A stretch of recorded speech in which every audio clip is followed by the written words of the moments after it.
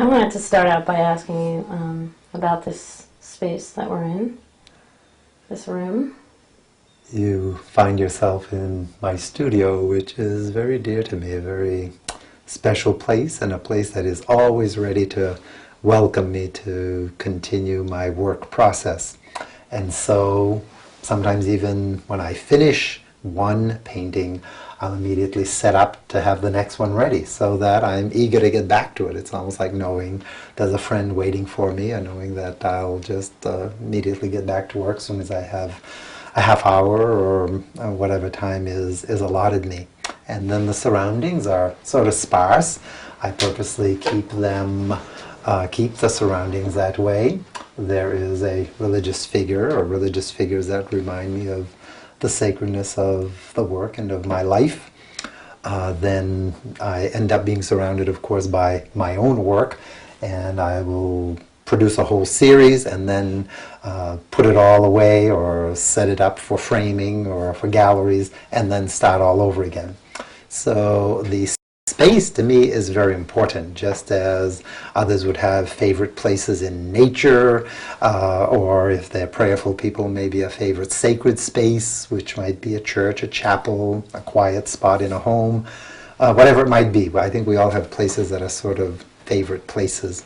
Well, this is certainly one for me, and it's just conducive to my work. So I just live in gratitude. And when I come in here, I think I can really enjoy the space, and enjoying the space, be productive in the space, because it's also a workplace.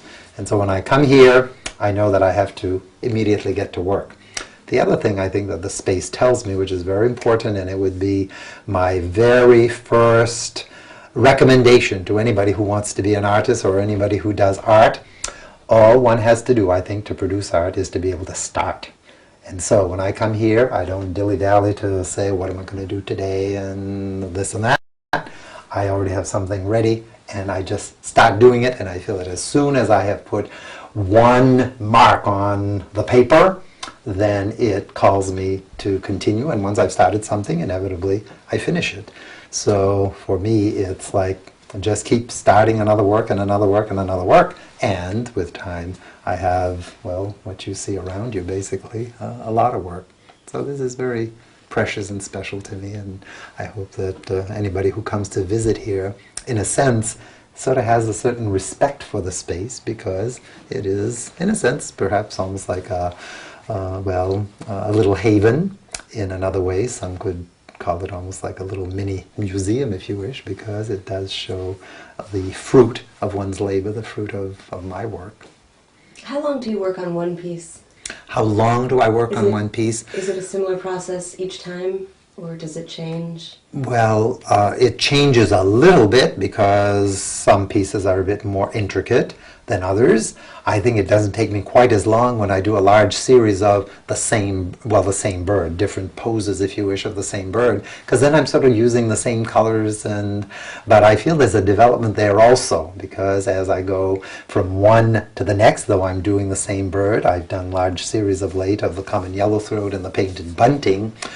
Since I'm using the same colors and I'm sort of used to doing things, I produce them a little faster. But then each one, all of a sudden I see how perhaps working on the tooth of the paper or varying the combination of colors to produce certain other effects of colors, that all of this is part of, well, not really always doing the same thing, but doing something similar yet different. Once in a while, of course, I'm interrupted in terms of my work, interrupted by a phone call, a message, an emergency. But there too, I don't let that bother me anymore. I simply get right back to it. And I just don't work from this, let's say, principle of you have to be inspired and feel like doing it. I just work because I think that we should always, in a sense, be ready to do artwork, and the inspiration should be underneath it all, so that if I am able to start working, the inspiration comes with starting to work. If I'm unable to start working, then I'll never get the inspiration. So I sort of work maybe in reverse from other people's approach. But it works for me, and I recommend others to try it. Wouldn't hurt. So it sounds like it's kind of a ritual. I hope so, yes, and a ritual linked to the rest of my life. So that if, for example, I have visited the elderly, gone to the hospital, listened to some very sad stories, I seem to come back to my studio and to prayer, and that is sort of processed. I still think about those things, but I think I'm able to put them in perspective. And if I'm able to renew myself, both through the arts and through prayer and good friends, then as I renew myself, I also have something to then offer those who come to me with their needs, or those who, well, just look for some kind of counsel, aid, whatever it might be.